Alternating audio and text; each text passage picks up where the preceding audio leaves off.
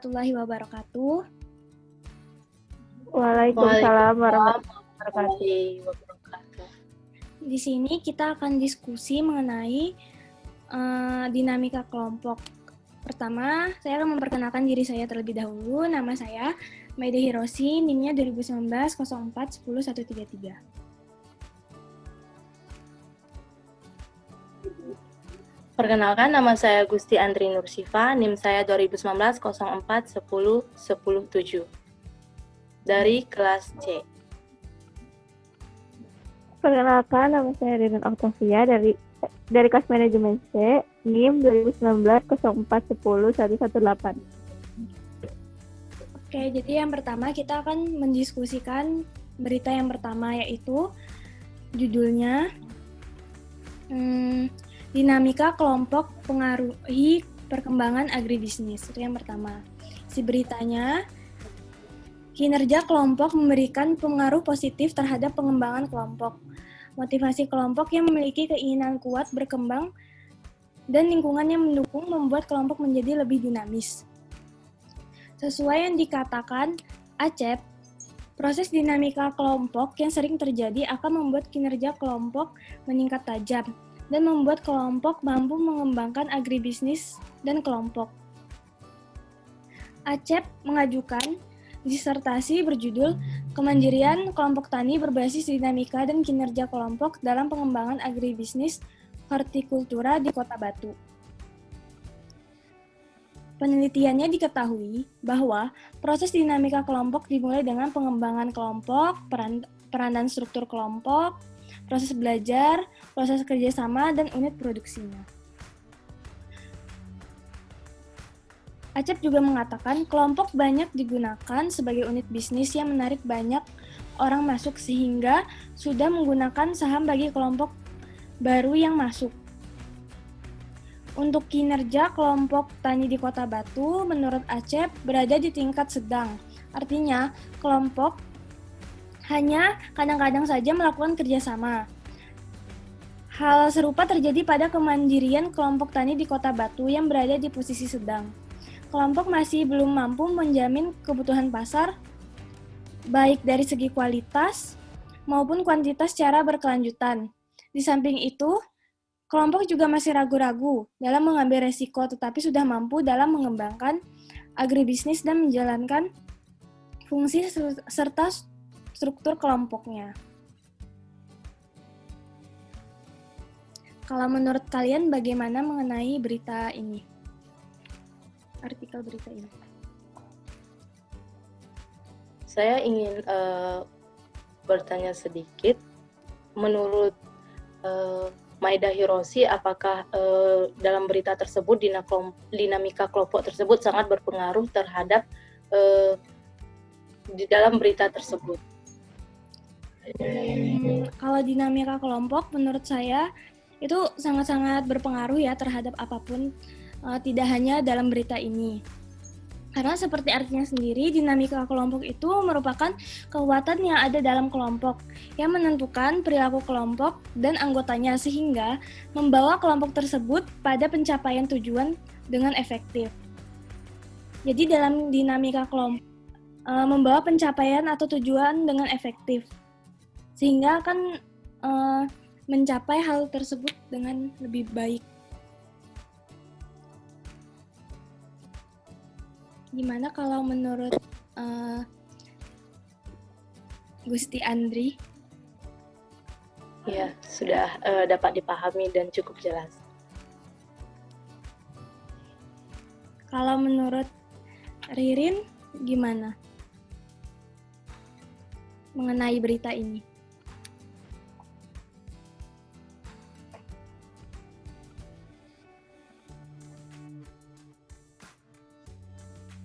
Menurut Ririn, dinamika kelompok itu penting tidak sih?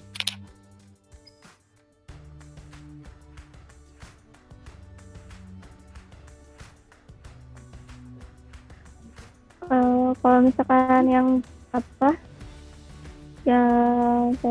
saya dengar dari Maida, kalau misalkan kelompok tersebut menggunakan unitnya itu di dalam bisnis, apakah bisa atau tidak?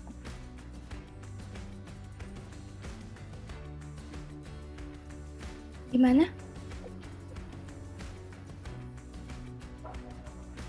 Kan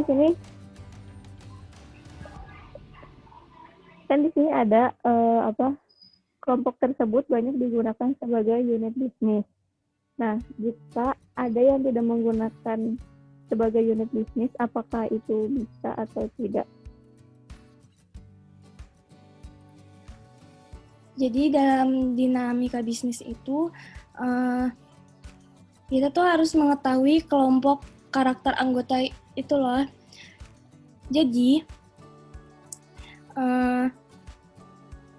dalam dinamika kelompok itu ada karakter anggotanya.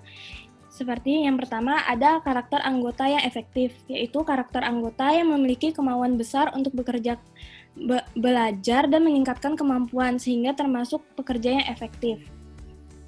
Terus ada juga pekerja yang kurang efektif, yaitu pekerja yang tidak dinamis, membuat banyak perbedaan untuk hasil keseluruhan. Dan juga dalam dinamika kelompok ada seseorang yang pembuat masalah.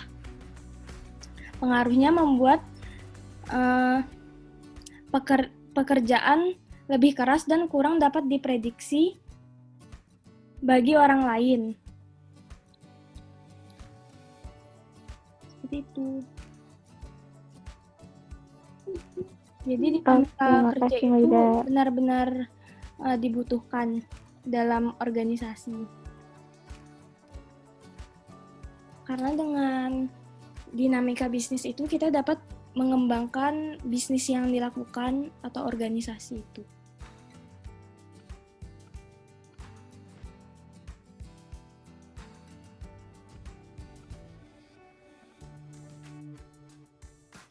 Terus, Mbak Cip.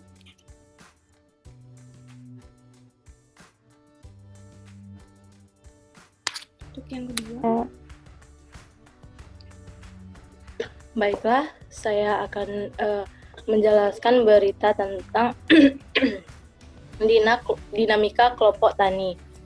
Nah, di sini isi beritanya yaitu di mana pemberdayaan kelembagaan petani merupakan proses perubahan pola pikir dengan mempersiapkan SDM petani menjadi profesional, baik dalam teknis budidaya produksi, dalam pengolahan hasil, pemasaran, dan pengelolaan organisasi. Nah, di sini ada 3 faktor yang menjadikan petani profesional, yaitu pengetahuan, keahlian, dan moral.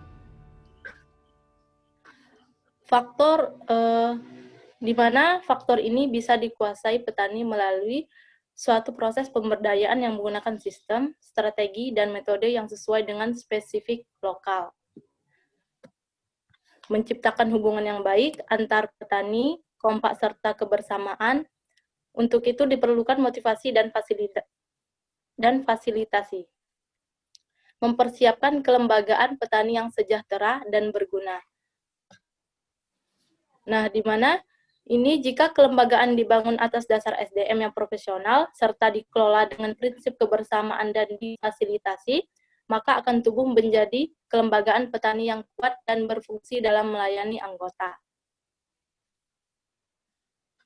Nah, di sini di dalam berita ini salah satu masalah yang sering dihadapi dalam upaya membentuk kelembagaan petani adalah yaitu kepercayaan anggota kepada kelembagaan tersebut dan pengurusnya.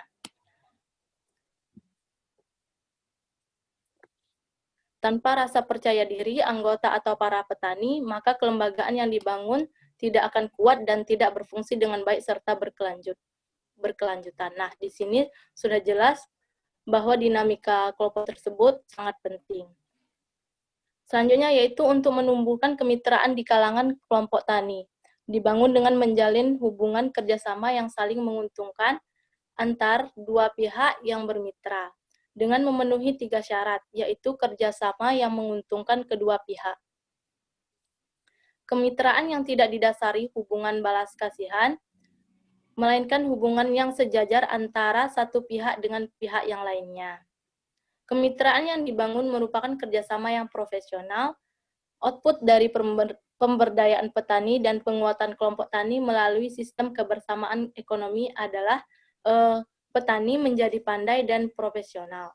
Nah, di sini petani itu harus tidak seolah-olah petani tersebut kayak tidak berpengetahuan gitu. Di sini petani harus menjadi pandai dan profesional. Organisasi petani mandiri, produktivitas tinggi, pendapatan petani meningkat, keuangan transparan, terjalinnya kerjasama yang harmonis di antara petani ataupun mitra usaha. Selanjutnya yaitu dalam kegiatan pemberdayaan petani dilakukan dengan pelatihan melalui 3 tahapan.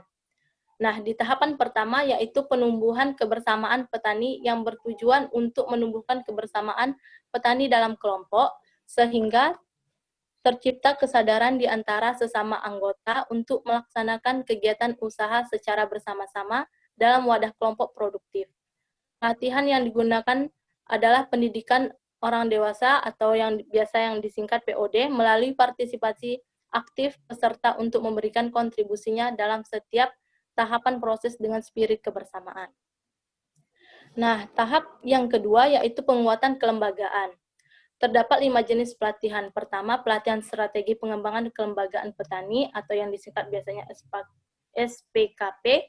Tujuannya yaitu untuk memotivasi peserta dalam membangun kebersamaan dan kerjasama antar kelompok. Kedua, pelatihan kepemimpinan dan komunikasi. Tujuannya yaitu agar petani mampu mengembangkan cara berkomunikasi dan memimpin kelompok yang baik dan efektif. Ketiga, yaitu pelatihan manajemen kemitraan budidaya atau yang disingkat MKBD. Tujuannya yaitu untuk memberikan pemahaman tentang aspek manajemen berdasarkan dalam menjalankan aktivitas budaya. Nah, yang keempat yaitu pelatihan administrasi, pembukuan dan program tabungan, di mana tujuannya ini yaitu untuk meningkatkan pemahaman dan pengetahuan dalam melaksanakan administrasi, kelompok, dan pencatatan pembukuan secara sederhana dan transparan, serta meningkatkan pemahaman pentingnya tabungan bagi petani. Nah, kelima yaitu perencanaan ekonomi rumah tangga, di mana tujuan perencanaan ekonomi rumah tangga ini yaitu untuk mengharmonisasikan keluarga, pengaturan anggaran rumah tangga, dan menumbuhkan kesadaran berwirausaha dalam keluarga, serta aktivitas ekonomi lainnya. Tahap ketiga yaitu pelatihan pengembangan dan usaha perkoperasian. Tujuannya yaitu agar petani mampu menumbuhkan kelembagaan ekonomi yang kuat, mandiri, dan profesional. Baiklah, itulah isi dari berita yang saya dapatkan. Bagaimana pendapat kawan-kawan semuanya?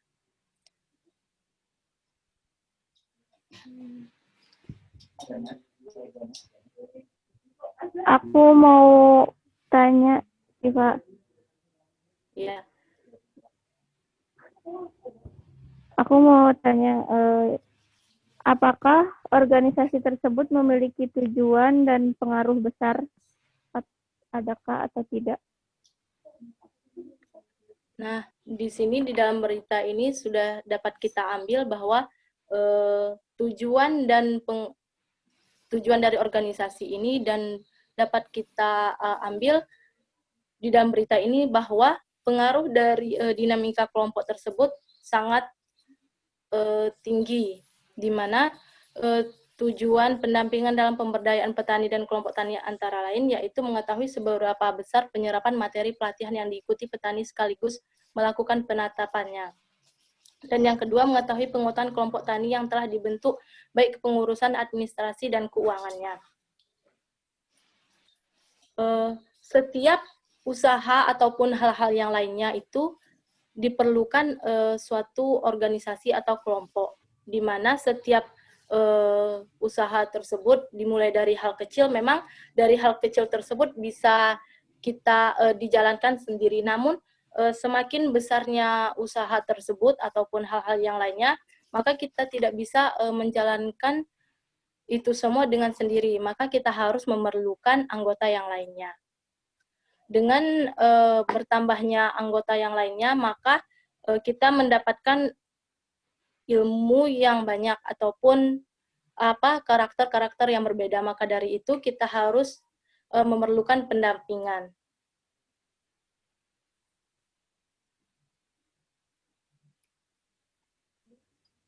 Oke, baik Sita. Makasih.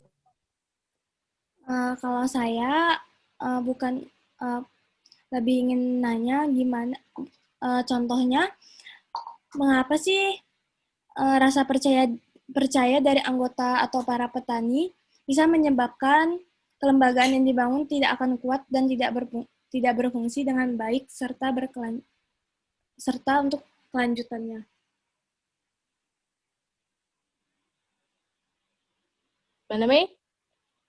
Jadi, kenapa tanpa rasa percaya dari anggota bisa menyebabkan kelembagaan yang dibangun tidak akan kuat dan tidak berfungsi dengan baik? Nah, hal tersebut sangat penting di dalam organisasi atau kelompok. Nah, rasa saling percaya itu merupakan, menurut saya, itu suatu aspek atau hal yang utama yang harus kita bicarakan sedari awal untuk membangun organisasi tersebut. Di mana tanpa ada rasanya saling percaya antar anggota kelompok tersebut, maka mereka akan biasanya selalu berselisih paham ataupun selalu berprasangka buruk kalau tidak ada saling percaya dari anggota satu sama lainnya. Maka dari itu kelompok tersebut bisa pecah ataupun tidak beraturan jika satu ini tidak setuju ataupun mengatakan hal yang lainnya, dan satu ini berbeda lagi, dan satunya lagi berbeda lagi. Maka mereka akan sulit untuk mengembangkan ataupun meningkatkan suatu usaha mereka gitu. Jika mereka saling percaya, maka kelompok tersebut akan lebih mudah untuk dikoordinasi dan dibimbing. Baik, terima kasih. Ya. Jadi menurut kalian dari kedua berita tersebut, apakah dinamika kelompok tersebut sangat penting atau gimana? Dari konsep-konsep dari dua berita tadi.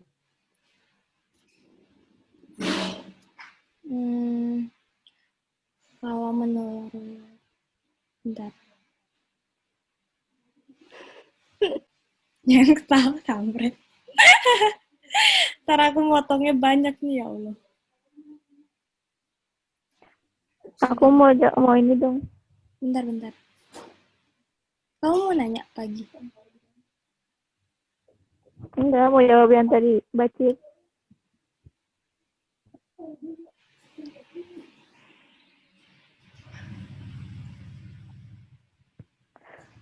Kalau menurut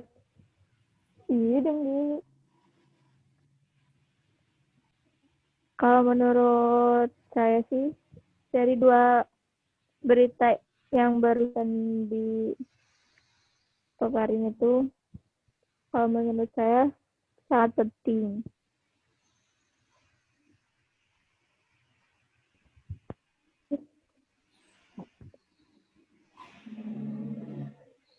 Karena untuk yang baru memulai bisnis itu pasti butuh banget pelajaran-pelajaran atau berita-berita dari luar, karena bisa jadi buat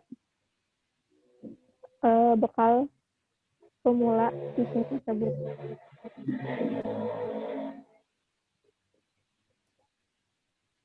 Kalau menurut saya juga penting, karena dengan adanya dinamika kelompok, para pekerja akan semakin kuat dan berkembang wawasan pemahamannya.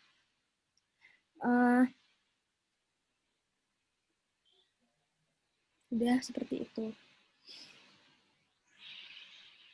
Nah, kalau menurut saya sendiri yaitu dinamika kelompok ini sangat penting untuk di berbagai organisasi ataupun usaha ataupun lembaga-lembaga yang lainnya. Karena dinamika kelompok sendiri itu adalah kelompok yang terdiri dari beberapa orang atau orang banyak yang memiliki hubungan psikologis yang secara jelas antara anggota satu dengan yang lainnya. Nah, di mana dinamika kelompok ini pasti sangat diperlukan setiap usaha-usaha ataupun lembaga-lembaga tersebut untuk menciptakan usaha-usaha ataupun lembaga-lembaga tersebut agar dapat dikerjakan bersama-sama ataupun dikelola bersama-sama sehingga lebih mudah untuk kita kerjakan usaha tersebut dan untuk meningkatkan ataupun memiliki tujuan memakmurkan perusahaan ataupun usaha-usaha ataupun lembaga-lembaga, misalnya contoh kelompok tani tersebut.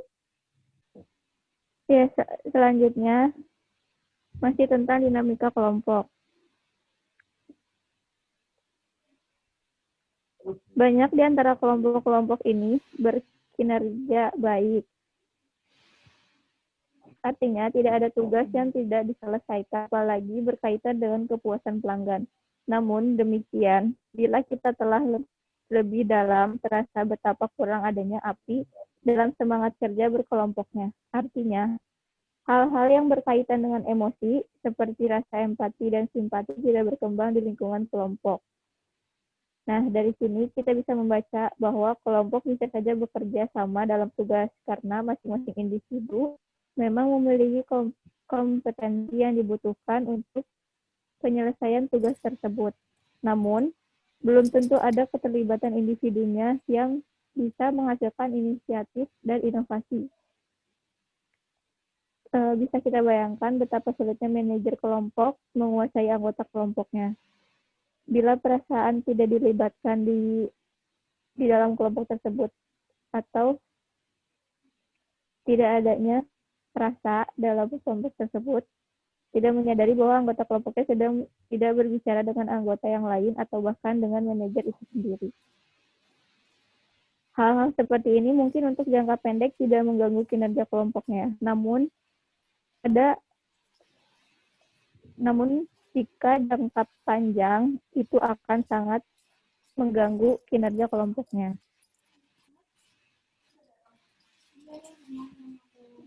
Pada 1946, ahli psikologi sosial mengembangkan konsep dinamika kelompok. Dan ada juga pelatihan sensitif. Pelatihan sensitif dikembangkan agar para peserta dapat meningkatkan kesadaran dan perasaan terhadap reaksi-reaksi emosional dalam dirinya sendiri dan orang lain beserta konsekuensinya.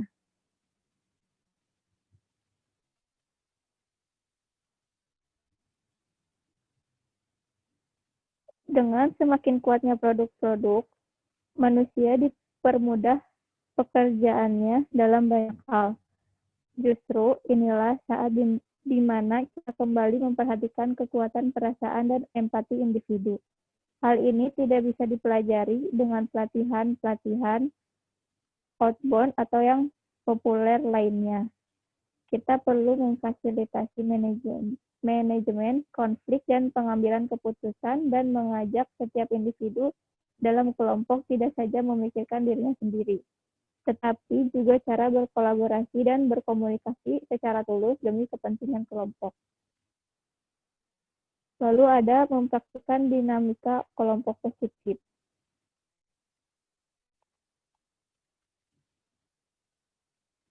Di sana setiap anggota kelompok bisa berkomentar apa saja. Pengambilan keputusan terjadi secara kolektif dan masing-masing anggota kelompok peduli terhadap kinerja teman. Dan banyak sekali pemimpin kelompok yang menyadari tentang hal tersebut, tetapi untuk memedahi kelompoknya itu tidak ada rasa. Seorang pemimpin perlu mengupayakan atau mampu tahu anggota kelompoknya secara seimbang. Pemimpin kelompok juga perlu mempelajari dan mengenali peran-peran informal yang bisa tumbuh dalam kelompoknya, meredam yang negatif serta menghidupkan yang positif.